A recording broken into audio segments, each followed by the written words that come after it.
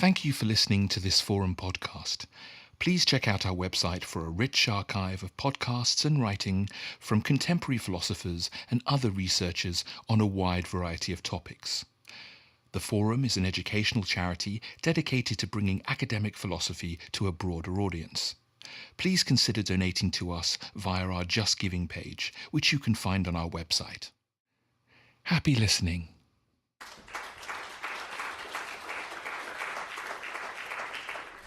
Well, good evening everyone, and welcome to this forum event on prejudice. My name's Peter Dennis, and I teach in the philosophy department here at LSE. We've been meaning to do an event on prejudice for quite some time, particularly in the light of recent political events. For example, the rise in reported hate crime after Brexit, and the kind of divisive rhetoric that has come out of the American and now the French elections. But where to start? It's sometimes said that while universities have disciplines and departments, the real world has problems, and nowhere does that seem more true than in the case of prejudice. There are so many different angles we could try to tackle the problem of prejudice from. For example, there are the social scientific questions about what causes and gives rise to prejudice. There are the moral and ethical questions about what's wrong with prejudice. And then there are the sort of practical and political problems about what to do about prejudice, how to combat it, how to tackle it. So rather than choose any one of these particular angles, we decided to set up an interdisciplinary panel and to just sort of think aloud and discuss some of these aspects of the problem of prejudice. So we've invited to my left Marco Cinnirella, who's Senior Lecturer in Psychology at Royal Holloway, University of London. Marco's actually coming back to the LSE after doing his PhD and BSc here. Next to my left, we have Katharine Jenkins, who's Assistant Professor of Philosophy at the University of Nottingham. And also we have Joe Mulhall from the campaign group Hope Not Hate. And lastly, we have Amir Saeed, who's Senior Lecturer in Journalism and Media at the University of Huddersfield. Marco, perhaps I could turn to you first, just to get us started on this question of what causes prejudice, what gives rise to it. Sure. I think I'll make a few slightly controversial claims, probably, during the evening. But let me start with one, and the first one I'll make is that I think that there is a seed of prejudice that we're all probably born with. And for some of us, that seed gets watered and fed, and it grows, and it becomes fully fledged prejudice. In others, we might learn to control it. But as a psychologist, what interests me is the interface between society and the individual. How do we understand that relationship? And in terms of that seed and why it is there, potentially in all of us, I think one of the things we can look to is, controversially, perhaps evolution. I think in some ways we're predisposed towards seeing a world in which there are us and them. And that, I think, predisposes us to value some categories of individuals more than others. It predisposes us to stereotype the world, because another thing I think we tend to do is want to believe the world is predictable. And I think fear of the unknown is a very basic thing that we're all familiar with, like fear of the dark or fear of spiders or snakes. It's something we're kind of born with. And I think one of the ways in which prejudice, that seed of prejudice, can develop is if we allow this fear of the unknown to become connected to the way we see other people. And if it does, then we will tend potentially to fear individuals, groups that we feel are different to us. We will tend to stereotype them. And in doing so, not only are we conquering this fear of the unknown and dealing with it, but we're also trying to simplify the world and create a sense of predictability to it. Unfortunately, we don't do that in an unbiased way. Because we put ourselves in some groups but not in others, we will tend to then create predictions and stereotypes about the world that favour us and the groups that we're a part of. And I think those are some of the processes that psychologists look at, as well as broader societal things like the way the media chooses to represent different groups as well. But does that get us started with a few ideas? So you would sort of locate prejudice in terms of a desire for predictability in the world? I think a desire for predictability, and also thinking about filling a void which is created by threat. When we feel fear and when we feel threat, we seek ways to understand that. And I think one of the ways that we can understand fear and threat that we experience is to generate representations and stereotypes of others that, if you like, help us feel better about those threats, because we can blame others and feel that those threats are, because of them, it's not our fault. And so it's also that process of dealing with things that we find threatening in our environment. Is that something that others on the panel would agree with? Yeah, actually, rather boringly, I don't disagree. But, that said, I think it takes us so far with that, I think the predisposition towards prejudice, I think it probably is true that it exists.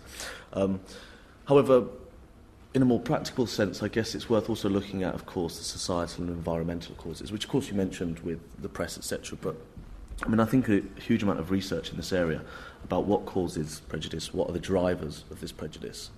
And lots of people continuously find things such as education, of course, economic deprivation, integration, all these things here, much more kind of tangible societal, environmental issues that are kind of key drivers of levels of prejudice in communities, etc. So I think it's, of course, like all these things, it's not going to be one or the other. It's much more likely a combination of all these different things, I think it can be helpful to think of prejudice not as an isolated problem or wrong that sort of happens by itself, but as part of a network of different issues and injustices. So you might think of prejudice, or I take it we're thinking of prejudice as something that's kind of in someone's head or in someone's mind, right? So maybe it's one kind of common definition that I've found is that it's a negative, affective or evaluative response towards members of social groups. So it's about how people respond to members of particular social groups, and it can operate through feeling, like emotions, affect, or through reasoning, evaluative and cognitive processes. But that very much locates it as a problem, as a psychological issue, so as something that's happening in people's minds.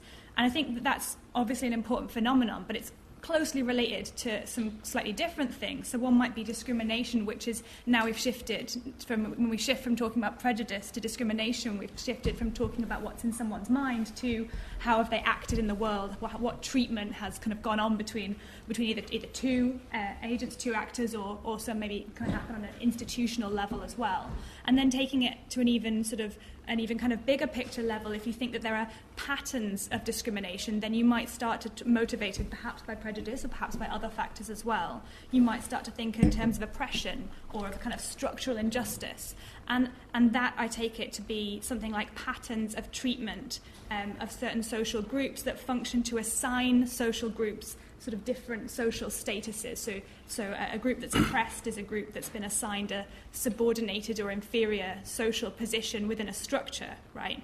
And so I think if you think about prejudice, situating it in that context, you can see that, prejudiced attitudes on the part of individuals, probably something that's playing a causal role in contributing to those is the broader patterns that we've got going on, and vice versa. Those patterns are partly held in place by individual attitudes, among, I think, many other factors. So that's maybe a framework that could be helpful here.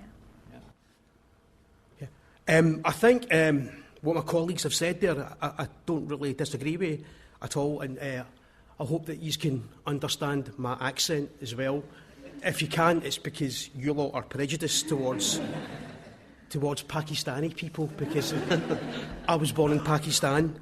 And the thing is, my area is like racism, so it's one aspect of prejudice, right? And I think that racism, as Marco said in his definition, what racism does, it simplifies complex issues, basically. So different types of racism simplify complex issues. So it's easy to turn around and say, all Muslims support ISIS. and let's not worry about how ISIS started, or all Muslims support the Taliban in some way or another, and let's forget the history of Afghanistan and what the British did and what was called the sort of Great Game, etc. So that it simplifies these complex issues, and really it's to do with the thirst for power, basically, in my opinion. So if you look at the history between Europe and non-white populations in the world, prior to the Age of Empire, yes, there was differences, but nobody used the idea of colour, which kind of was a driving force around what's called race thinking. It was with the Age of Empire, when that came along, people turned round and said, guess what? These black people in Africa, because they are black, they are inferior. These brown people in Asia, because they are brown, they are inferior. These Oriental people in the Far East, because of the colour of their skin, they are inferior. And they used the idea of colour to sort of justify their thirst for power, basically. And if you fast forward that to what I suggest, 2003, now what did Tony Blair and George Bush say? They basically said that when it came to the war in Iraq, it wasn't because these people were inferior. It was because these people, it wasn't because these people were physically inferior. It's because their culture was somehow different, and they had to be. I think George Bush said they had to be given democracy, whilst 200 years ago it was they had to be given civilization. You know, so like if you think about Australia, I mean, one of the examples that I give is of Australia. Is when I was taught history at school, I was taught that Captain James Cook discovered Australia. I mean, how racist is that? So you had all these Aborigines walking about going, all right, mate, I can't talk to you right now, I've not been discovered yet. And they were all talking with a Scottish accent, a Pakistani accent at the time, you know. But then along comes what you call this white man and says, guess what? I've discovered you. You're now allowed to exist. Or what happened with a lot of especially the Tasmanian Aborigines, be exterminated. So I think the idea of power is really, really important here, and the thirst for power. That's very so. Just to sort of summarise so far, and then we'll come to you. So it sort of started off with some individual causes of prejudice, and sort of widened it out into the kind of social causes. And Amir's just been talking about political causes of prejudice. And actually, I just wanted to come in on this issue of power, which I think you're right, absolutely right on this. As well as also the pursuit of power, the perceived decline or relative decline of power is a key driver of certain prejudices. I mean, a lot of the research we do at Hope Not Hate is on groups within the far right, and there's whether or not it's the kind of so-called alt-right, whether or not it's the anti-Muslim counter-jihad movement, whether or not it's even the manosphere, the so-called kind of the anti-feminist movements. The huge amount of the rhetoric that you'll pick up through all of these groups, the commonalities, is this perceived notion of declining white power. Is you'll consistently hear them and say that actually we're the persecuted people now. And it's actually almost a relative decline. And this is, again, people have done lots of work on this in terms of America, in terms of what drivers of Trump. It's not necessarily that these groups are less economically well-off than, say, ethnic minority communities, but there is a perceived relative decline within them that's driving this sense of, bereavement almost about this declining white power. And we see that time and time again as a driver of prejudice, So I kind of agree, it works on both sides. Mm-hmm. And I think that sort of fits in with the idea of oppression as a structural phenomenon, because one thing that systems of oppression have to do if they're to perpetuate themselves is to seem natural, is to come to seem natural. Oh, we haven't created this system, this is just naturally how these groups, should fit. Sure. Yeah. So the idea that, if it's apparent to everybody involved that a system of oppression is a created artifact, that positions in it have been allocated fairly arbitrarily, it's not going to sustain, it's going to be very difficult to sustain. Whereas if you can manage to make it seem like a natural phenomenon, like, oh, this just is the right way for women and men to live together or something like that, it's going to be a lot more appealing. And so that then creates a sense of entitlement, a sense that, well, it's always been this way or it's been this way for a while, and so that was how it's meant to be, and this change is not only moving us towards a better situation, but is taking something that I'm entitled to away from me, and I'm going to kick a big fuss about that. Absolutely.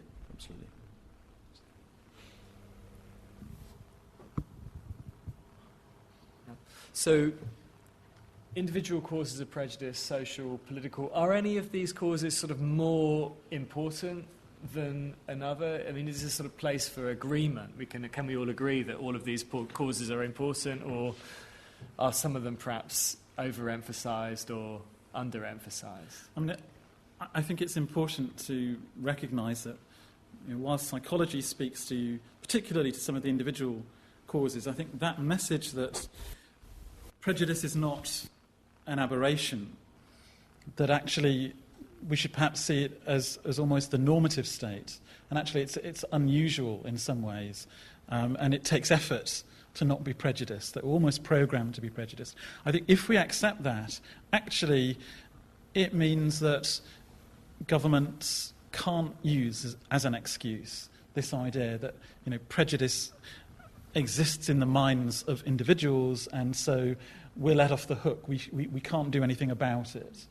And so I think it's important we shouldn't be prejudiced about the psychological approach, actually, because that is the message that, because actually we're all inclined to think in these ways, the reason that then prejudice fluctuates and waxes and wanes and manifests in the way that it does actually is more structural and societal. Mm-hmm. Right. Because I suppose one of the kind of implicit criticisms of the psychological approach is that it places too much blame at the door of the individual. But if what you're saying is right, everybody is affected by these kinds of tendencies, and therefore it's up to governments and society to try to mitigate it.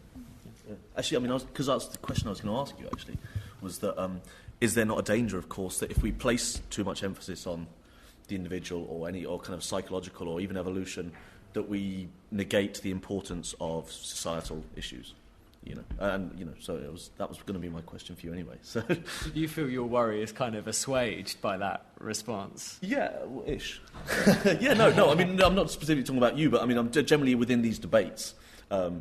I sometimes get somewhat tetchy about placing too much emphasis, shifting too much away from environmental or social drivers, or it's not to say that, of course, there's not some fascinating stuff and some really important work there. It's just that it's very difficult to measure, I guess, the individual and what's going on in someone's head versus being able to actually plot on a graph, say, levels of support for the extreme far-right parties against levels of economic deprivation, for example. That's much more tangible, if you're affecting to do something about it, of course. But, yeah. Yeah, I very much agree, and I think that as well as keeping a sort of understanding of prejudice that's broad enough to include that in mind, I think it's also important sometimes to recognise when prejudice isn't the concept that we need. So sometimes I think that it's very convenient and maybe even quite a safe narrative to be able to say, well, there's injustices happening and I'm going to lay that at the door of prejudiced individuals. Mm-hmm. It sort of gets us out of the need to create a more far-reaching change, as people have suggested. But sometimes we just haven't got the evidence to really kind of bring home a charge of prejudice, right? So suppose you have a case where someone who's been convicted of a crime receives the very harshest sentence you possibly could, and suppose that person is a member of a stigmatised group, perhaps they're an immigrant, right? So if you want to say, oh, that judge was prejudiced when they handed out that sentence, well, you then need to have evidence about the mental states of that person, and that could be quite tricky. So then you might shift to discrimination. You might say, well, look at all these other cases where the person wasn't an immigrant, but the case was relevantly similar, and the judge handed down a much more lenient sentence. So that might have that shift from prejudice to discrimination might also help. But then again, obviously, you might have a situation where the relative sort of examples for comparison are just not quite available in the right way that you would need, and then you might need to bring in something more like a notion of structural discrimination or of a systemic problem. So you might say, well, abstracting from the specifics of this case, what we do have is statistics that say, on average, for the same crime, members of this group receive, a harsher sentence, right? And so choosing the right concept for the evidence that you have and the kind of point that you want to make is important. And sometimes that's prejudice, and sometimes it's maybe a different concept in the vicinity, perhaps. And I think a really good example of that, actually, is, for instance, if you take something like the Notting Hill riots in the late 50s, quite often it's often been written up in the historiography as this kind of aberration caused by a small group of prejudiced people that engaged in this sort of thing, rather than placing it in a much broader context of a societal, a structural prejudice or a structural discrimination. And actually, I think now with time, the historiography, as the archives are opening up, are showing that that actually was the case, rather than being a small group of, fascists, etc., running around the streets. It was actually the result of a much broader societal problem, It's really interesting. But I think that's always been the case, though, right? It's dead easy to turn round, especially again with racism, to turn round and say the racists are the far right, it's the National Front, it's the British National Party, it's the English Defence League, but the Daily Mail, all we do is that we just produce common sense. Basically, that's all we do. We're not racist, because, and then the Daily Mail can turn round and say, oh, can you remember in 1995 that they turned round and called the five boys murderers who killed Stephen Lawrence? That proves that we're not racist. Yet then at the same time, you'll have the government turning round and making it harder and harder for non-white people to come into Britain. So if you go back to the Notting Hill riots, 1958, I think it was, at the same time, there was a Labour MP who turned round and actually said that should there be a position in Britain, and he actually raised a question where if you allow too many black men into Britain, should Britain be would that not allow white women to end up sleeping with black men, and is that good for British society? And I can't remember the actual wording of the question, but he actually raised that in the Houses of Parliament. He said, do we want it to be a mulatto nation? Yeah, and it's, so on the one hand, you've got people doing that, and it still happens right now. All you've got to do is pick up the Daily Mail.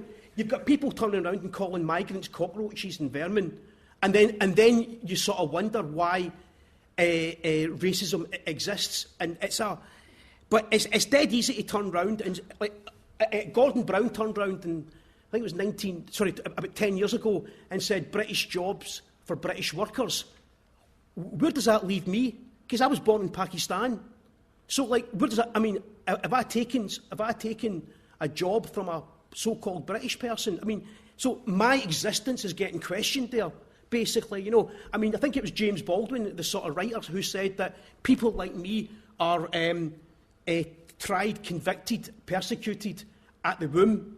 And that's how I felt when I read that statement. I was like, geez, where does that leave people like me? British jobs for British workers? What the hell does that mean? It means quite simply British jobs for white people. But he's not going to turn around and say that, because his PR people are saying, oh, that's a bit dodgy, by the way, big man. He probably wouldn't say big man at the end of that, and that's why I'm not in PR. Sorry. But like, it gives, it's easy to turn around and say, racism, prejudice is homophobia, is certain individual people with individual problems, and let's ignore the power structure, basically.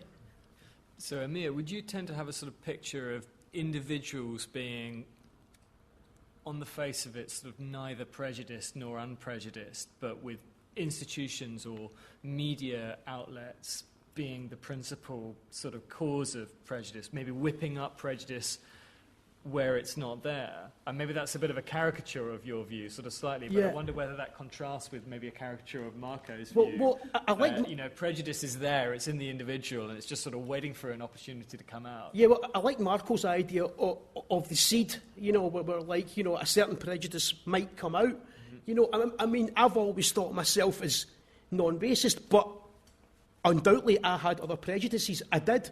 And I'll admit it. I mean, I can remember like the first time that I physically met a gay guy and became friends with him. I was like, whoa, he's gay.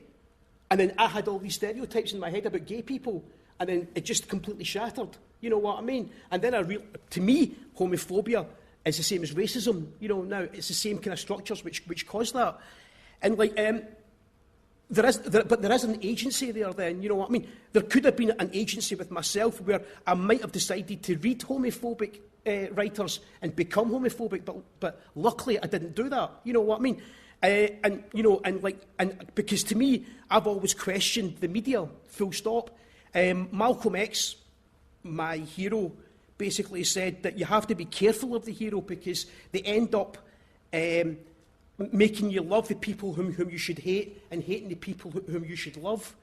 You know, and I think agency is really important here, and it's how that gets nurtured or developed, basically.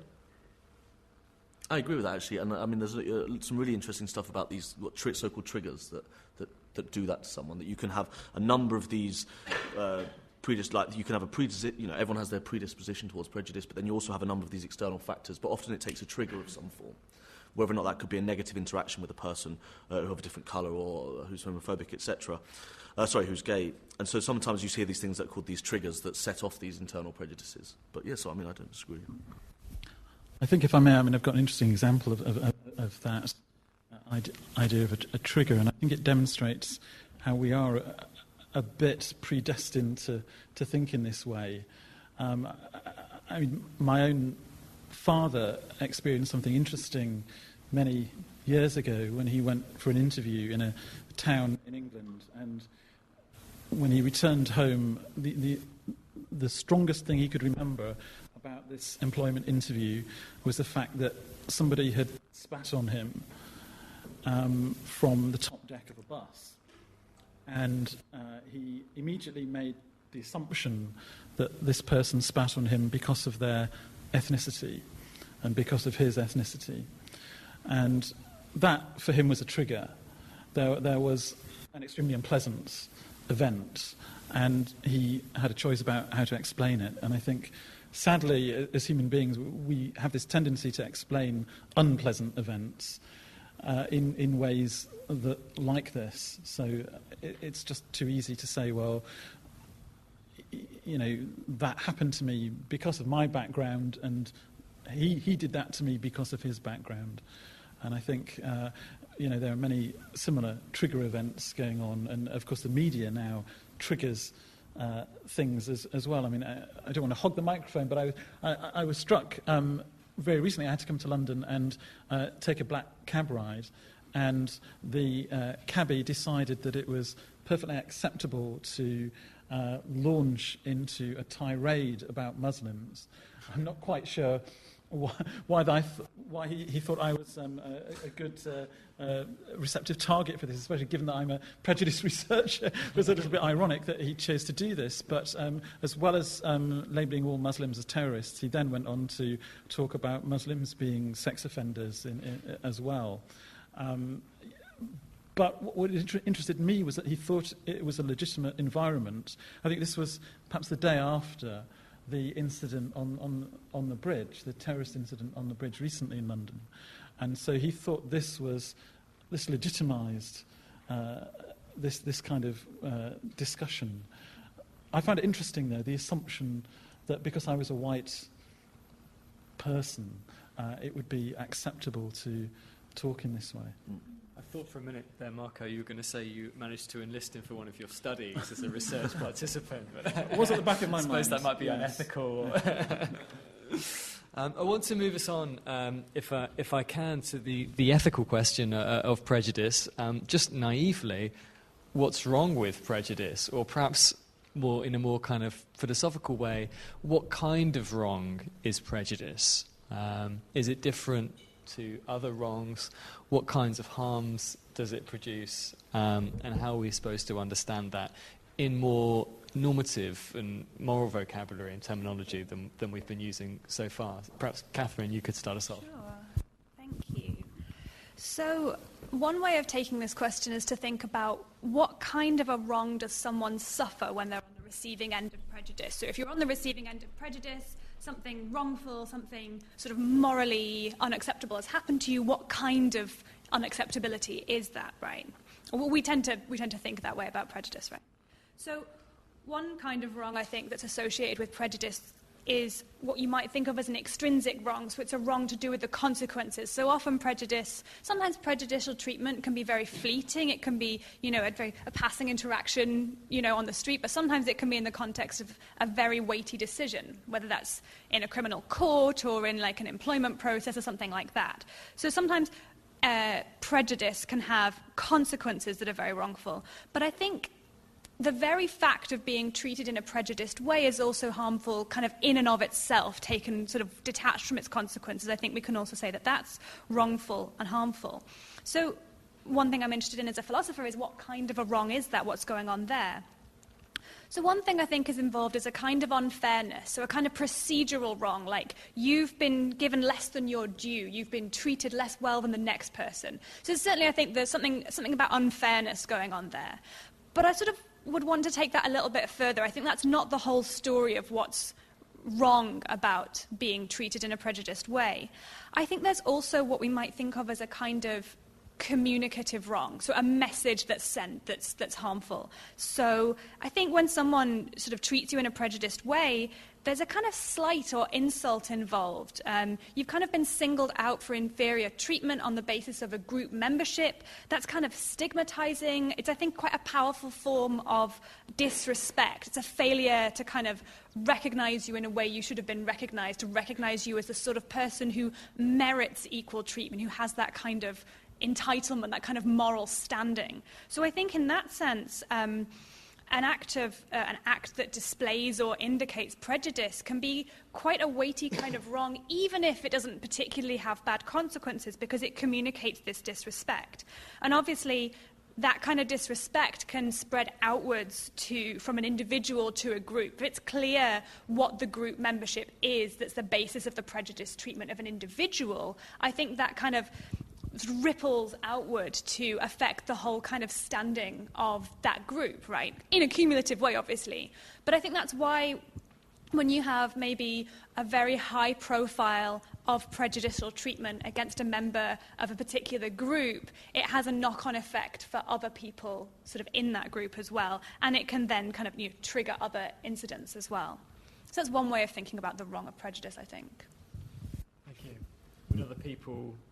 Can I ask a question actually off the back of that? Because, sure. I mean, one of the things I'm really interested in is, does the effect of the act of prejudice matter, or is it the prejudice itself that is the problem? And I asked this because I was asked by a student the other day during an interview for their masters about anti-fascism, actually, and they said, does it matter if, say, two white racists in a pub are having a conversation that no one else hears, and they're saying extremely racist things? So a fascist joke in a forest. No, well, but essentially, but does that matter less than, say, if one of them turns around and says it to a black person? Or is the act in and of itself, is this a universal issue? I.e., the moment one says it, that's it? Or is it that there is levels here, i.e. two white people being racist to each other is not as bad as a person saying something racist to a black person?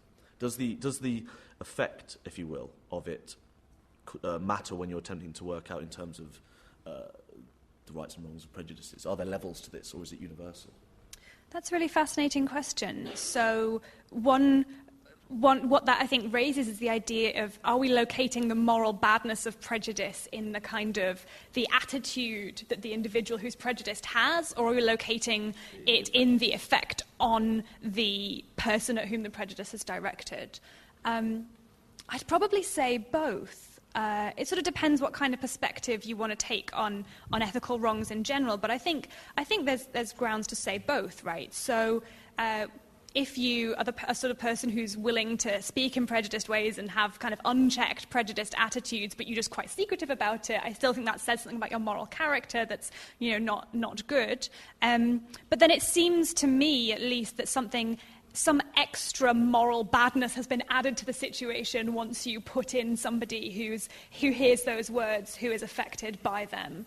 So I always want to say both. I would agree. Oh, good. I think it's an interesting question, and I think one of the interesting things to consider as well is where do we draw the line? Where are the boundaries of an acceptable prejudice and an unacceptable one? I mean, are there some prejudices that wouldn't worry us and some that would, and why is that? You know, I mean, I can probably admit to being a bit prejudiced towards fans of Justin Bieber, for example. So, does it matter? Am I committing a moral wrong? I think as a psychologist, I would probably say that if those Justin Bieber fans are not harmed by what I think of them, then perhaps there is no moral wrong. But that's an interesting question. And of course, there's lots of evidence that people are dramatically damaged just by having the knowledge of prejudice. And some of my own work has looked at homophobia, and many, many examples there of sort of massive damage that can be caused, not even by explicitly experiencing discrimination, but by fearing it, and just the expectation that others will hold certain views of you can put a massive weight on somebody's shoulders. I found that question really, really tough, because I wanted to actually say, well, what's right with it? Everything's wrong with it, you know. And like, last year, I used feminist ideas to look at the idea of racism and Islamophobia from a personal perspective. I know this is not meant to be it's meant to be non-academic, but briefly, feminist methodologies basically say it's good to bring in the personal. You know, it's good because it can raise more ideas. So the only way that I can try to say what's wrong about this is talk about it from a personal point of view. And like, I feel very hesitant saying this to a whole bunch of strangers, and it's a bit strange because I'm sitting here as a senior lecturer in media studies, really cool job, loads of money. I get paid to talk about Muhammad Ali and Malcolm X and hip-hop music and stuff like that. But that's not what I wanted to do. When I was 7, I wanted to be a football player. And it was because of racism, really, on the football pitch that stopped. Then I wanted to be a boxer because Muhammad Ali is my hero, but that was God's fault. He only made me 5'6", and I wanted to be the heavyweight champion of the world. And then, like, it's not individual acts that's, how can I say this? Racism, it's in microaggressions, it's every single day. It's stuff which I can't approve, right? But I know that when I was growing up, that I'd walk into a shop and people didn't want to serve me, okay, because of the colour of my skin. I would see people not sitting next to me on the train, especially when my mum was dressed in a shalwar kameez. You know, then it was really abrupt. And then, I mean, I remember reading Malcolm X, and there's a bit where Malcolm X talks about like how black people hated him, and I hated myself. Absolutely hated myself. When I was 16 and 17, and when I discovered girls, I know girls always existed, but like that's when you sort of discover them, when you get to that age and your hormones got crazy, right? And I was like, sorry, I nearly swore. I didn't swear, right? Okay, but like I was like, crikey, if I say to girls I'm Pakistani, they're going to go away. And I used to say to girls, oh, by the way, I'm Italiano. Believe it or not, I used to hide my ethnicity. I used to hide it. That's prejudice. You know what I mean? And it was constant and ongoing. And it was like every aspect of your life is consumed by it. You don't know. I mean, you don't know when it's going to happen. You don't know where it is. And the weird thing is that the verbal, like getting called a black so-and-so, and I've even been called an Ethiopian, I've been called a Somalian, I've been called an African, one time I was even called a chinky. Right, okay, I've been called them all in Scotland, and that doesn't bother me. But what bothers you is that when you walk into a room, and it's what I think psychologists call it aversive racism, where people turn their back on you and don't give you the time of day. And it's that's... my ex-wife is white Irish, and we've got a little daughter, right? And it really got to me. About 2 years ago, she came back from nursery, and her name is Leela, and she was going, Mummy is white, Daddy is brown, and I'm white. And that's what she said to me. And I was like, geez, how do you say to a 2.5-year-old that, did you know that Daddy had 6 cigarettes stuffed in his hand when he was 7? You know, because of racism. Did you know that there's certain jobs that Daddy applied for, people just said, no? You know what I mean? And how do you get that across? How do you get this feeling of constant inferiority basically, right? And the only way I can say it, if I want an easy life, if I wanted an easy life, I wish I was white. You know, I wish I was white. And that's what's wrong with prejudice. That's what's wrong with it. I mean, even now, I'm a senior lecturer in media studies. I've written loads of stuff and all this kind of stuff, right? And if I wanted an easy life, I wish I was white. I wish I did have red hair, sit in a bucket, it was called Willie, like most you people think what Scottish people do. Right, okay, I kind of wish that a wee bit. Unfortunately, you know, I've kind of realised that is not the case, and I've turned that on its head now, and I've now realised that, in the words of Stevie Wonder, I'm dark and lovely, and most of you people are pink and pasty and ill-looking. I think one of the things that comes across in that, part of what you said, is the sort of systemic nature of prejudice. So we sort of ask this question, what's wrong with it? What kind of wrong is it? It's very different to something like theft, which has a perpetrator and a victim. It's something that affects and tracks an individual throughout their life, throughout all kinds of different contexts. And I think that's one reason it's very important to make a distinction between prejudice that's part of a system of oppression and prejudice that isn't. So the prejudice, you know, having a bad stereotype of Justin Bieber fans, you know, it just seems like we're talking about, like, of course, there's a sense of prejudice that applies both to that and to racial prejudice, but it's only in a very thin sense in which we're talking about the same thing there.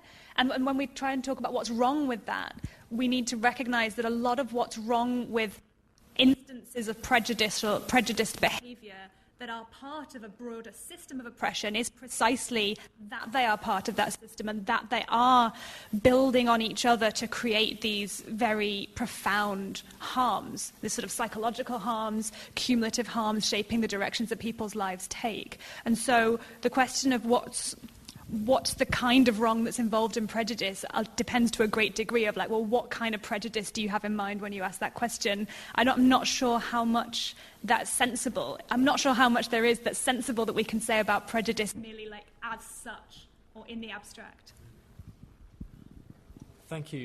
I want to throw it open to audience questions now. There is going to be another Q&A towards the end, but if you do have a question now, please could you raise your hand and we'll make sure that the mic comes to you. If you can wait until the mic comes to you, there's a lady in the middle I've just seen, then that would be great. Then you'll be on the podcast.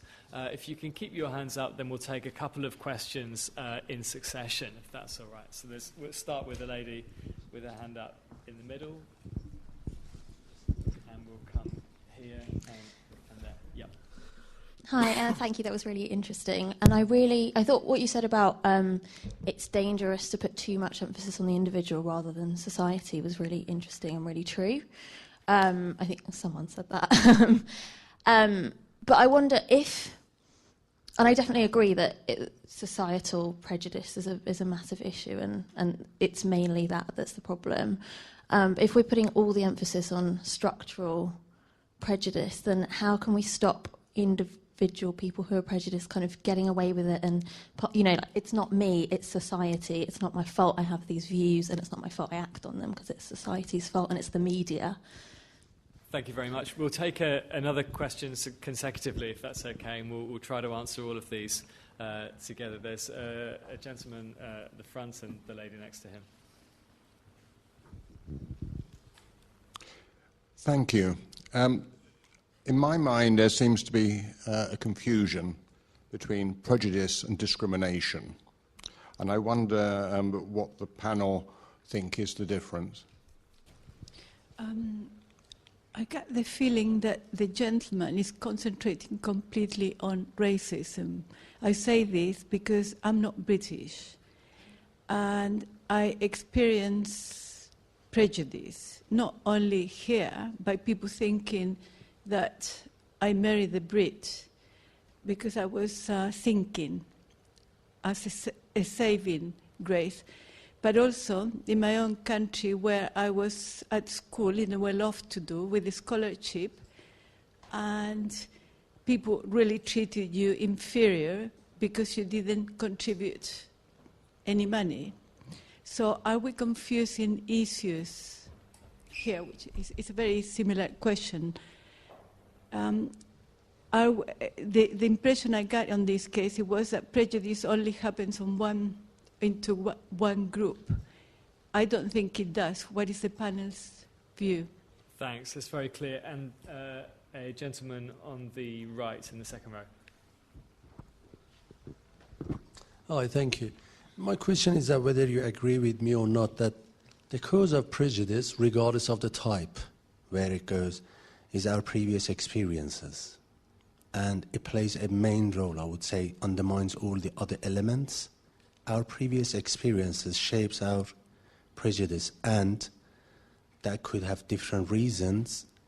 And the main reason is that I'll go back to David Hume's experience of is and ought, that we always think that things going to be the way which it was, rather than thinking that things could go to a different direction. So then, as a result, lack of experience or having a different experience and not believing things could go different direction would cause prejudice. I was wondering whether you agree with this point or not. Thank you. Well, just to sort of summarise those questions, and I'll invite the panel just to jump in as and where they would like. So the first question was whether or not an emphasis on societal structures can absolve individuals who might be prejudiced. The second question asked about what the difference between prejudice and discrimination is. The third question asked about whether certain kinds of groups in society who are victims of prejudice might be concentrated on and emphasised perhaps more than others.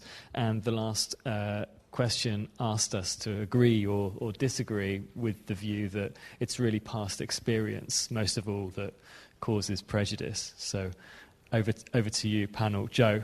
Yeah, actually, I'll kind of talk about the first two questions, really. I'd quite like to make explicitly clear, no, I mean, I don't think it's possible to absolve the individual at all. And actually, it's something we were going to come on to in a second, I think, when we were going to talk about what we might do about prejudice or fight back against prejudice. I think sometimes you're absolutely right that we can't solely talk about structures.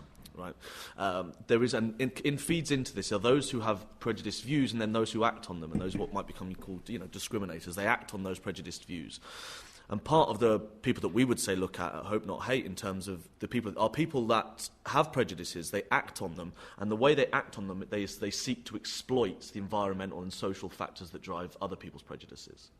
So I don't think you can disconnect any of these things and say that there's either structures or there's either the individual. I think there is a key role in society is played by those people that seek to exploit those environmental and structural problems to in the end of their own prejudices. So, and then I guess I'd come on to that second point is that I guess discrimination, in my mind, is acting upon the turning of into actual action rather than just having a personal prejudice. But I'm not sure about the academic definitions between the two. Maybe as a philosopher, I feel like it's my duty to come in on the definitional question of prejudice versus discrimination. So I would broadly agree, right, that prejudice is about a mental state and discrimination is about an action. But I wouldn't personally want to define discrimination as acting on prejudice, because I think you can have discrimination without prejudice. So you can have suppose that you have a system that sort of says, maybe you have a system in a workplace where only women are entitled to take parental leave, and anyone who's been absent for more than 6 months in the last 3 years isn't really considered for promotions, right? You wouldn't need anybody in that situation to have like negative attitudes towards women, explicitly or implicitly, for that to be a situation in which women are on the receiving end of discrimination, because there's a pattern of treatment that creates a systematic disadvantage for members of one social group. So yes, I think prejudice as a kind of a mental state, a kind of attitude, and discrimination as an action that has a disproportionately negative impact on some group, where discrimination can be motivated by prejudice in some cases, but not necessarily, I think, in all cases. Can I just pick up on a couple of those points? I mean, I think, is it my fault if society is prejudiced anyway? This kind of, is the individual absolved, is an interesting one. I think there's an obvious category where you perhaps could absolve individuals, and that is children. And developmental psychologists will tell you that children will tune into the prejudices of the parents, of peer group, and present in the media long before they hold the concept of what prejudice is. And so if we do feel that the media bombard us with prejudiced images and words, then children are exposed to these, and partly through their parents as well from a very early age.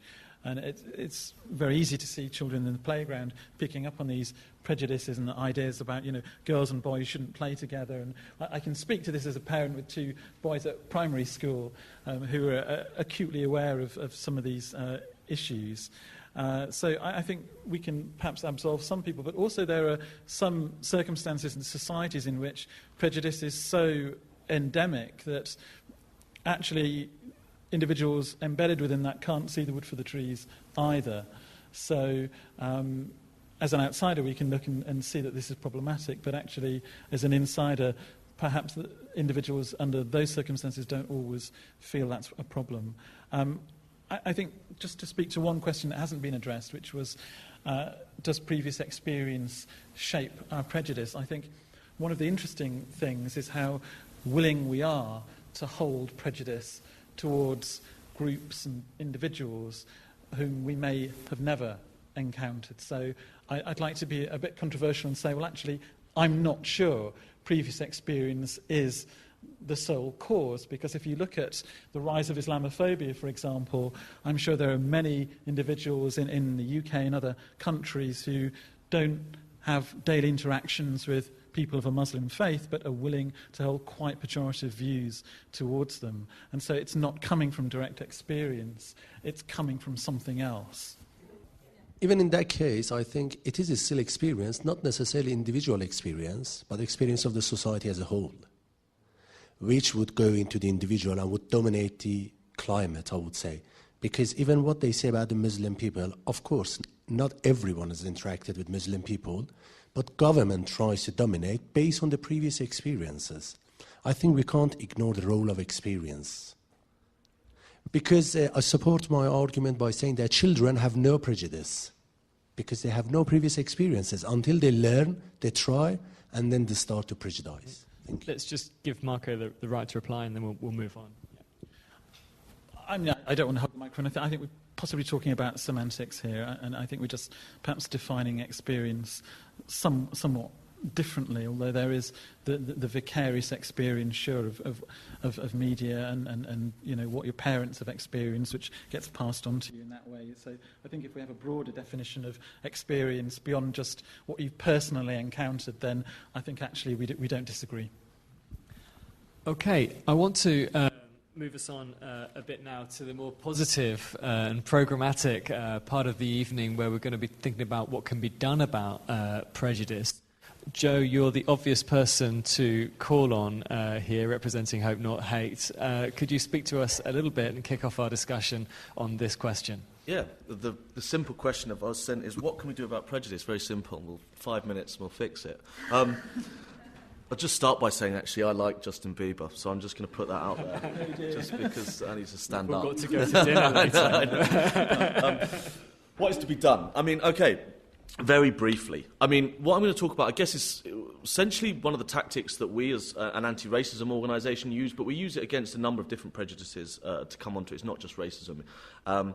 In some senses, what a lot of we deal with is less the structural issues and more the kind of day-to-day, kind of lower-level, individual-to-individual sort of things, but not necessarily just that. So I guess the key thing I would say is understanding the best way to defeat prejudice is to understand what causes it, of course. That's why something like this is so interesting. It's simple to say, although there's aspects of the anti-racism movement that perhaps don't think that. But what we essentially have to do is we have to identify the drivers of prejudice, and then we have to work out, of all the things that cause these problems, which ones can we do something about? There are some of them that, from an organisation like ours or from an individual, it's very difficult to do anything about. What we have to do is identify what causes it, then identify which ones we can do something about, and then how we do it. Now, I'd broadly say that this should be done, or can be done, in something of a pincer attack that draws a distinction, if you will, between those that you might call the discriminators, those individuals that are pushing a narrative of prejudice in a political sense, and those that, say, have prejudiced views.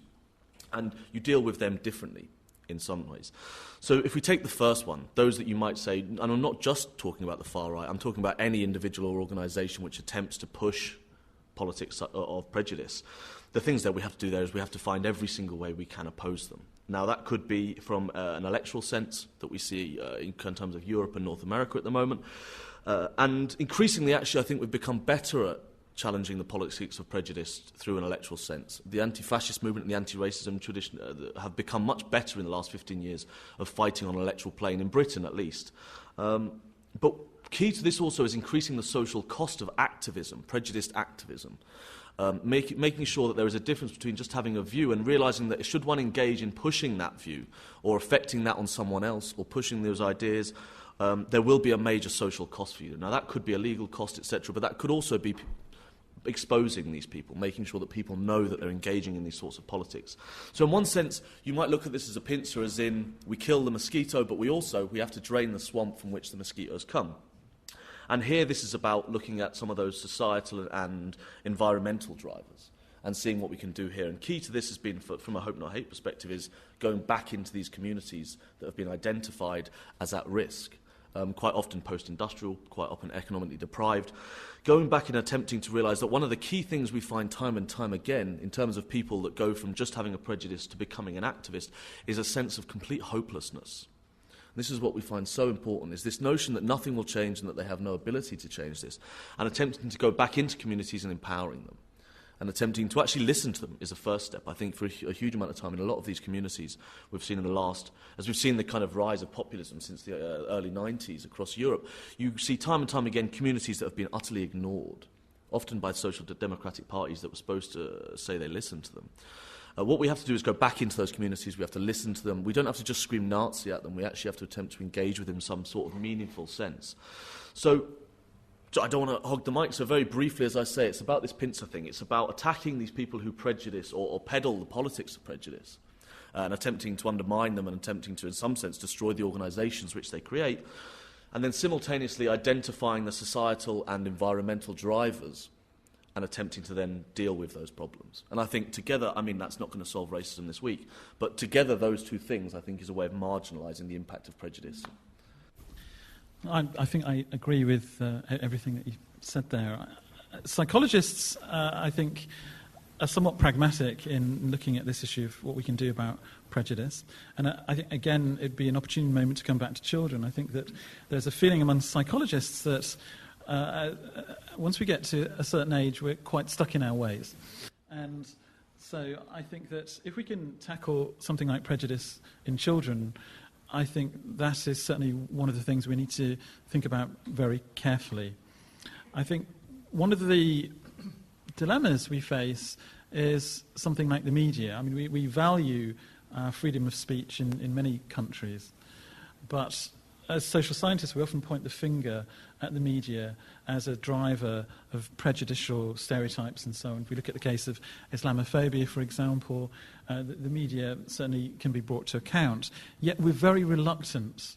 We stop short of wanting to tackle issues like that head on and saying, you know, should you be more responsible? So what psychologists have tended to do is instead try and encourage things such as a critical awareness of media. And I guess it fits into this whole idea of, you know, questioning fake news, which people are talking about now. And I think if you can instill in children a sense of a healthy scepticism towards things like the media, that is a good starting point. And to recognise that prejudice, again, is not something we should be embarrassed about talking about. It's not something we should feel is in a few select individuals in society. It's widespread. We should be happy to admit it's in all of us. And really, I think, try and understand that we don't want to allow prejudice to flower into something like discrimination, but in doing so we have to accept that it is something quite natural. But I think a critical media awareness is a good starting point. So I think one thing I wanted to say leads quite nicely on from that, so I very much agree with what's been said. Just to add, a lot of our prejudices can be implicit. I think that sort of psychological research rather than philosophical research, so do correct me if I'm wrong, but I think a lot of the time people can have stereotypes and sort of cognitive associations that operate below the level of conscious awareness. So someone might have a stereotype that kind of links women in the home and links men in the workplace, but isn't really aware that they have that stereotype, or wouldn't sort of say that women, should belong in the home and men should belong in the workplace. But if they're, for example, making an employment decision, it might just seem to them that this man feels like a better fit for this job than this woman, and they can't really say why. And that would be an example where an implicit prejudice is in operation. So obviously there are things that we can do to find out about our implicit prejudices. There are really interesting tests you can take online and things that we can do to try and reduce them. But in the meantime, I think one thing that's very important is creating organisational structures that block off the opportunities for prejudice, whether explicit or implicit, to result in a sort of a discriminatory decision. So things like, for example, anonymising certain parts of processes, so anonymising review of articles for academic journals is one important thing. Another thing is having very clear criteria in advance, so not just leaving it up to a panel to sort of see who seems like the best fit, but to sort of agree, because what studies have shown is that, what will happen is that people will adapt the criteria to make it the case that they point towards the candidate that's sort of fitting in with their prejudices, right? So having very clear criteria in advance for important decisions. And so those all seem like quite tame measures. We're faced with this very, very dramatic problem. But I think there are actually some quite sort of structural changes that are not particularly costly to implement and are not particularly difficult, that can have an effect in not removing prejudice per se, but limiting the opportunities for it to result in discrimination. I think those are important too. Thanks. Amir. Just to kind of go back a wee bit, if you don't mind, right?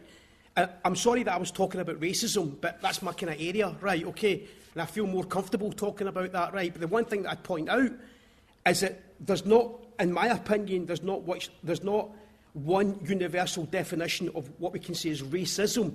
What you have is racisms, which I think are dependent upon place and situation as well. So the racism experienced by a Palestinian lady living in the West Bank, right, is different from the racism experienced by a 17-year-old black male being confronted by white police officers in the USA. But the core elements are still there. There is prejudicial thinking, and that's still there, and that can change upon situation. I mean, one of the saddest things that I've seen in the last couple of years is seeing British Asians complain about Eastern Europeans going, they're taking our jobs, etc. And I'm like, gee whiz, come on. That's what was happening to us in the 1970s and 80s, So how do you overcome it? And the colleague at the end talked about experiences. Right, well, I know myself, right, okay, that I've looked at my experience of racism, right, and then I've went, how could I possibly be anti-Jewish? Because what the Jews suffered, has are suffering right now, and has he suffered in the 1930s, was parallel to what I suffered. How can I be anti-gay? Because gay people suffer from the same type of prejudicial thinking that I suffered from.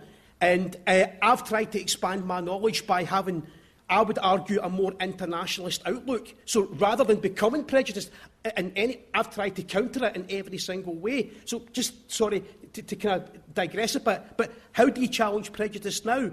Well, I mean, again, I'm going to be a complete hypocrite, right, okay, and talk about racism, because it's my area, right?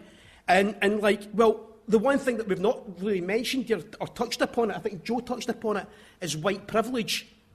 And how, in my opinion, to challenge racism and forget other types of prejudice is that you have to, first of all, recognise that white privilege exists.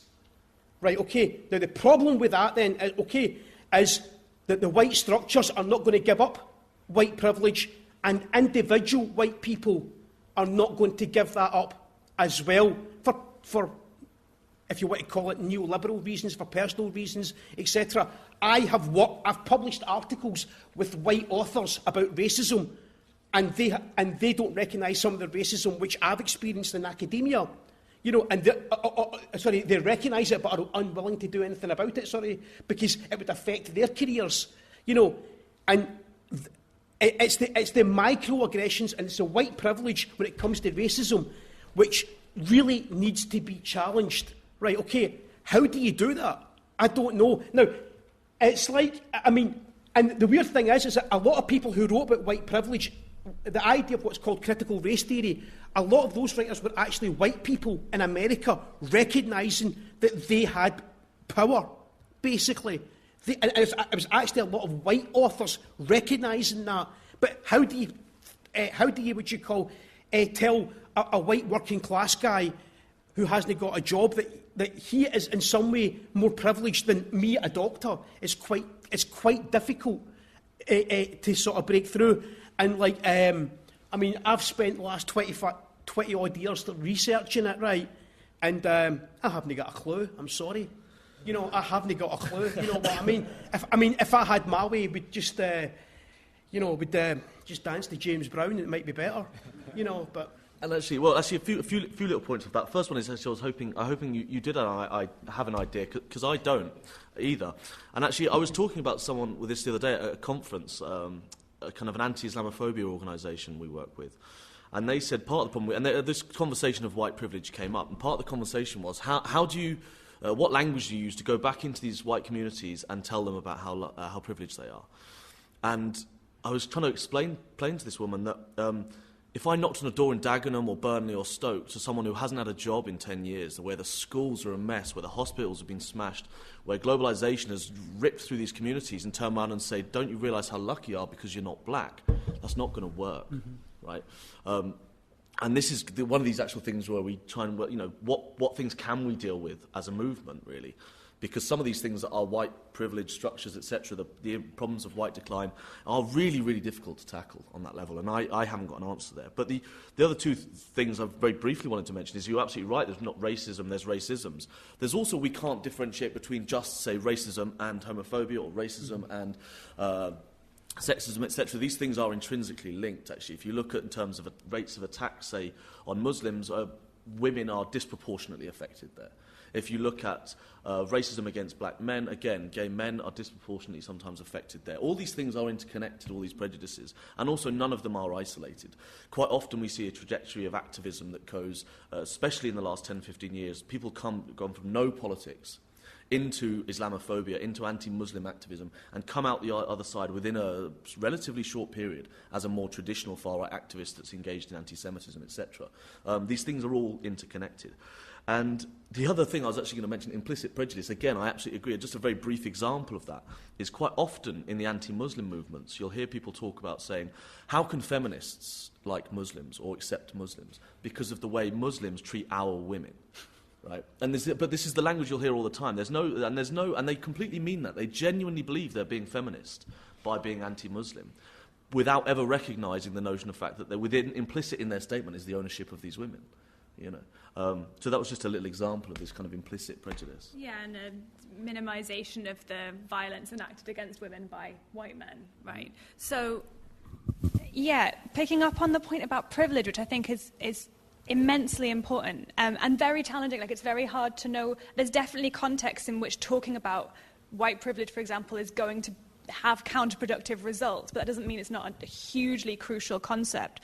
And one thing I think can be challenging is pointing out to people who are very fixated on one kind of oppression and challenging it and of conceiving of themselves as very much, you know, on the side of good in that sense, pointing out that they're actually unwittingly, you know, perpetuating other kinds of oppression. So pointing out, you know, as women of colour and black feminist scholars have done, pointing out the ways in which racial prejudice can go unchecked in feminist contexts. Like, that, again, is a difficult conversation, but I think a hugely important one. So this notion of privilege, of examining privilege, I think as has been pointed out, oppression is never just racism or just sexism or just economic. It's always, you know, very often all of those at once. And they're not just kind of stacked on top of each other. They're really inflecting each other and kind of mutually constituting each other. You can't just kind of add them onto each other. It's not that simple. Similarly, I think privilege is like that. So I think when we think of ourselves as being privileged, we shouldn't just think of ourselves as being privileged in like one particular way at a time, but think of the ways in which all the different kinds of privileges that we have are kind of interacting to condition the kinds of arguments we're going to be receptive to and the kinds of arguments that we're going to find challenging and want to kind of have a knee-jerk, negative response to. I think that's important as well. Yeah, and I guess I'd say on that I guess there's a difference between identifying a problem and then also trying to find a lexicon with which to engage with people about it. There is a difference there. We couldn't accept the real importance of white privilege, for example, without, and then attempt to say that we have to find a way to engage with people in these communities, say that without saying those words, perhaps. Could you perhaps sort of give a couple of examples of how you try to do that with Hope Not Hate? Well, actually, I'd say a lot of what we do is about attempting to go into communities that feel powerless and try to empower them on very small issues, not necessarily these grand issues of race or power, etc. But it could be down to us saying that you can affect change in your tower block. It could be about saying people that have turned around and say the problem is that we have no power, no one listens to us, we're ignored by everyone. The only people who knock on our door is the British National Party, and they say the reason everything's so shit is because of black people that have moved in. And actually what we've found time and time again is that if you say even organise round getting the lift fixed in your tower block, and then that's successful, they then turn around and say, well, what's the next problem? Let's bring in our MP and let's talk about the lighting in our streets, etc. And you start to build stronger communities that feel that they can affect change themselves, and they become stronger and less susceptible to the lies that some of these people will knock on their doors and perpetrate. So it's not necessarily about just talking about these larger ideas. It could be some things that are not necessarily directly related, or don't ostensibly seem to be directly related. Yeah. Amir, you wanted to come in? Yeah, it kind of feels like we don't have a clue here. And we don't know how to challenge kind of racism a wee bit. It sounds a bit depressing. So, I mean, to try to counter that, right, I just thought of, I think, in a sense, and again I'm going to contradict myself, is that I feel more comfortable now in 2017 than I did in 1988 or 89.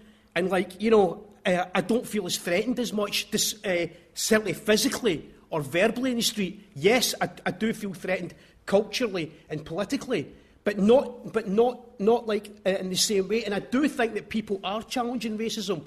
I'm a Glasgow Celtic fan, the only club in Europe that's undefeated domestically, by the way. You should all write that down and take that away from today's talk. It's the most important thing. Right, okay. But in 1990, I think it was, Mark Walters, a black guy, played for Rangers against Celtic, and I was there. And there was Glasgow Celtic fans who came from an Irish Catholic tradition in monkey costumes throwing bananas at them. That's what they were actually doing. The current team in Celtic right now has got Muslim players, Israeli players, black players, obviously white players, European players, etc. Right?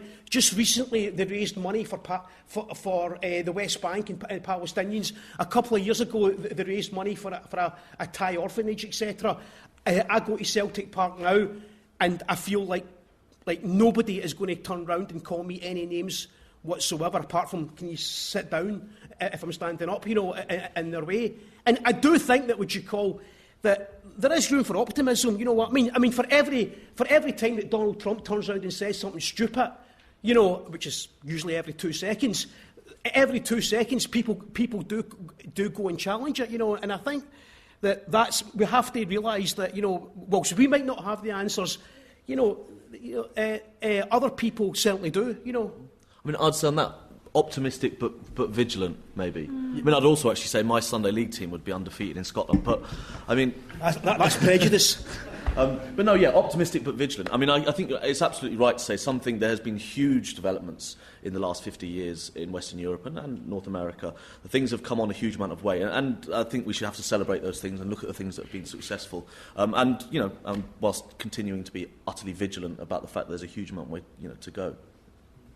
Can I make one? Yes.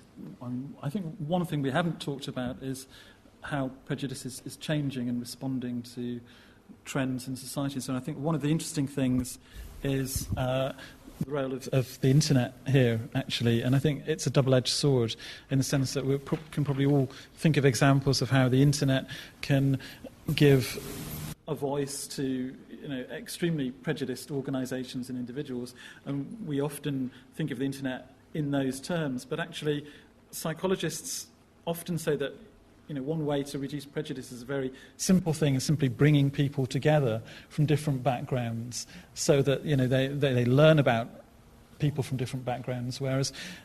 And I think one of the good things about the internet, one of the interesting things, is that it is this double-edged sword. At the one end, it gives a voice to the far right, but actually it also gives individuals an opportunity to encounter people from very different backgrounds as well. And one of the interesting things, I think, then about the future is the degree to which we might see a reduction in prejudice through this kind of mechanism of people going online on a night and chatting to somebody on the other side of the world and so on, blind to the ethnicity or the national background of that person. I think there is some hope there actually in the technology. Yeah, possibly actually, and I hadn't considered it. I mean, one of the major problems I see in the internet, what it does is it has lowered the social cost of activism in this area. So, for instance, say you became a National Front activist in the 70s or a BNP activist in the 90s or in the early 90s. An activist meant going to meetings, and there was kind of militant anti-fascism that might engage with that. It meant standing on the street and selling newspapers. It meant your friends knowing that you were engaged in this politics. Now you can put a picture of a frog as your picture on the internet, and you can send a Jew jokes about the Holocaust, and it's almost impossible to find out who this is. So in some senses, the internet has lowered the social cost of engaging in prejudice. So that's the downside. But yeah, I hadn't thought of the possible upsides of greater engagement. I'm going to have to stop because we want some audience questions. There's only about 10 minutes left, and I can see a huge number of hands. There's a lady in a leather jacket about halfway up. Then we'll go to the gentleman here, and then the gentleman in the second row. And let's see how we go with that, I think. So I think there are two parts to my question. Firstly, do you think that does the panel think that it is beneficial for the majority to discriminate against minorities? And secondly, should we ever embrace this utilitarian perspective, and if not, why? Thank you. Let's go to our next. If prejudice is a form of overgeneralization, then what interests me is how is it that some groups can resist being defined in a certain way. The financial crisis, for example, was caused largely by white men in suits, but we somehow never react to them in that same aversive manner as we might, say, to a group of young black men. So how is it that some people can resist being defined in a prejudicial manner? Let's go to our next. I'm going to suggest that there is a possible solution to the problem, which is staring us in the face, and that is actually through education, formal and informal, from the very earliest stages. The main problem is when people are exposed to potential prejudices at age and overcome them, and then in later life are exposed to new prejudices, which could be to do with population migration and so on. But in principle, having dealt with something at an early age, it might make them in a better position to deal with these things that come along later. Mm-hmm. Thanks. Let's see if we can squeeze in a couple more. Yes, thank you. Do you see any consequences of Brexit over prejudice? And do you have some hopes? Thank you. And the lady right at the back. Hi, thank you very much. So I wanted to throw this out to the panel. So tonight we talked a lot about the emphasis of the individual, and maybe the experience of prejudice needs to be drawn out more, pulled back to be viewed on a macro level. So for instance, I think it's maybe not about wanting to be white, but maybe things to get better as a person of colour and as a whole. And also the experience of prejudice at an individual level. Maybe there's a risk of perpetuating even more prejudice. Like tonight I think we've heard disparaging terms such as Oriental or Chinky. I don't think I heard that in any other context other than in relation to the self. So my point is prejudice experience on an individual level. Maybe something needs to be addressed in how that individual experience maybe does not need to contribute in a kind of reckless or brazen way to perpetuate even more instances of discrimination. Thanks. Okay, I do want to give the panel some time to answer some of these questions, so I think we'd better throw it open. Sorry, can I just go first quickly? Yeah. I think the gentleman there, the financial crisis was caused by white men in suits, but they've got power. So no one's going to turn around and say it was blonde-haired, blue-eyed guys who caused it. They've got the power. And I agree with you. It was done. That's what caused it. But they've got the power. It's easy to blame. Global. It's easy to blame less powerful groups. It's as simple as that, right? And then just the lady at the top there, right? I don't know if I quite understand what you're saying there, right? Okay, but like, if you're saying that if I've been called a Paki, I shouldn't say that word because that will encourage more racism. No, I don't know if that's what you mean, right? Because if you're saying that I'm perpetrating it, then, well, I have been called a Paki. I've been called a Chinky. I've been called a nigger. I've been called a darkie. I've been called all of these terms in different times, and I think it's important to understand the reason why I was called these terms is because of prejudicial thinking on the parts of other people. And then what this is trying to do is expose the stupidity of that and how that affects people. And if there's any other way that I can turn round and say, by the way, I've been called racist names but not use them, let me know. Because I don't know. I think using especially a feminist background, the idea of subjectivity and personal experience, right? I could turn around here and go, racism is the whole idea of having a belief based upon the colour of my skin.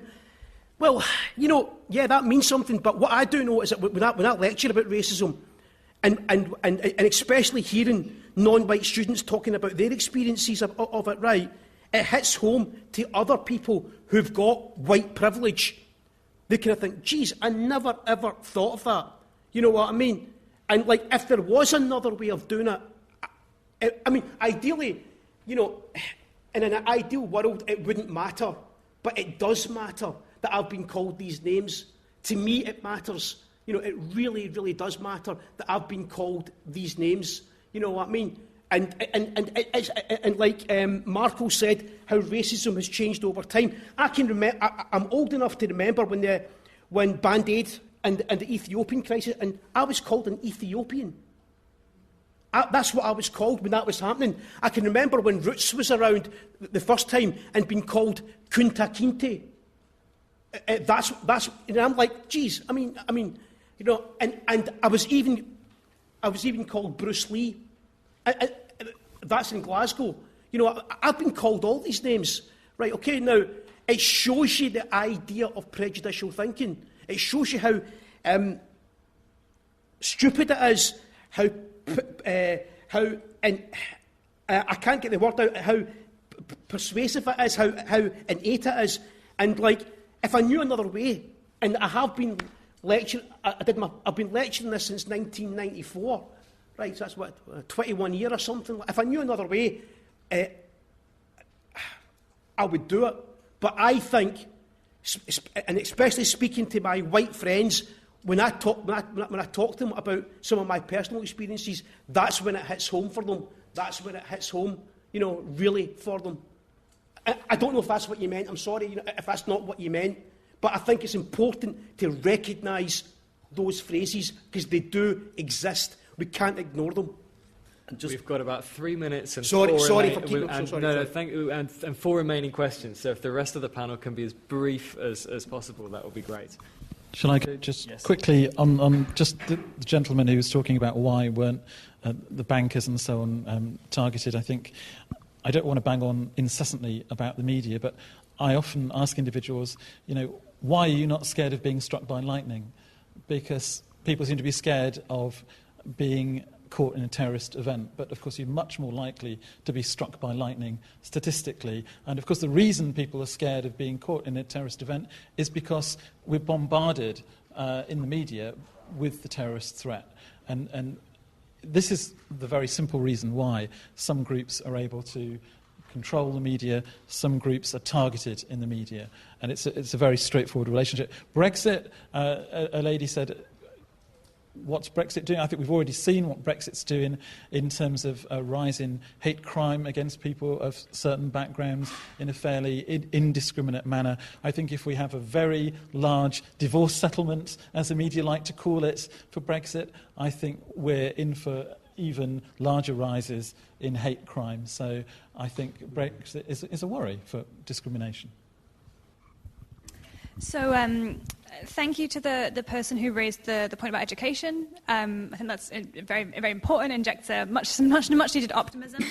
Just to bring a little bit of pessimism back, I completely agree that education of the kind that was described would go a very long way to counteracting prejudice, but I also think that the existence of prejudice is a very significant barrier to introducing and enacting that kind of education. So there's a bit of a vicious circle there. I'm not quite sure what to do about that. On Brexit, yes, I think I would agree, obviously, about the rise in hate crime. The statistic I have is hate crime was up 41% from the previous July, but I'm sure there's different statistics around. But if that's anywhere near right, then it's huge. And one thing I think Brexit did is it performed a legitimating function because there was so much racist rhetoric associated with the Leave campaign that regardless of what the actual intention of any particular Leave voters was, the effect of that decision was to legitimate that kind of racist rhetoric and to signal the acceptability of prejudice. And I think that a lot more needs to be done to counteract that. And very, very finally, very briefly on the question at the back, I took to be at least partly about the idea that,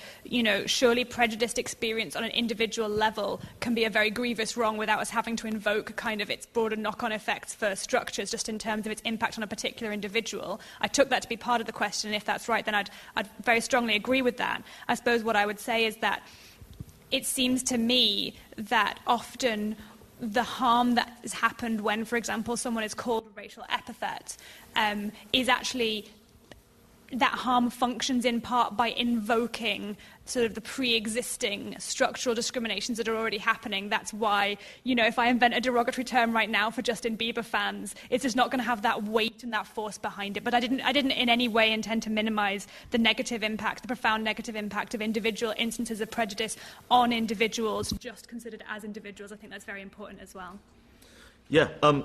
Again, I'll very, very quickly, very briefly on what you were saying, actually. I mean, I can't talk from a personal experience, but I do agree, actually, we can't not use a lot of these words. When we're quoting, for example, especially people on the far right and fascism, quite often newspapers will turn around and say, can you put, say, N******, and it's like, well, that's not what they said. So I think there is an issue around sanitising racism or any form of prejudice that we have to always be very, very careful of. I'm not sure I quite grasped the original question about majority versus minority. Of course, I'm not sure that prejudice is always a majority versus minority. Look at the British in India, might be an example there. One last plug for Hope Not Hate. We do a huge amount of education work in schools, so I thought I would just get that plug in there. Finally, on Brexit, actually. Brexit, yes, I mean, I agree with what everyone says, so I'm not going to reiterate it. I actually think that we can probably view it as part of a process of normalisation that has been going on pre-Brexit, actually, and that we're seeing that we can extrapolate out beyond Britain, actually. I think we can put it in a broader context, Brexit. Well, there's lots of good reasons to leave the EU that lots of people could argue.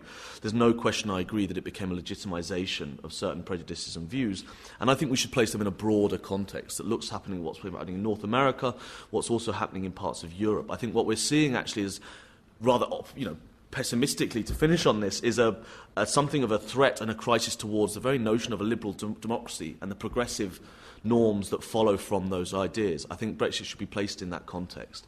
I think after many, many years of feeling that we were moving in one direction towards ever greater equality, ever greater progress, ever less prejudice, I very much fear that we are now clinging on to those pillars of progress and attempting to keep hold of them. So I think Brexit should be viewed in a much broader context. Well, in that case, I think we will have to finish on a pessimistic or perhaps vigilant note.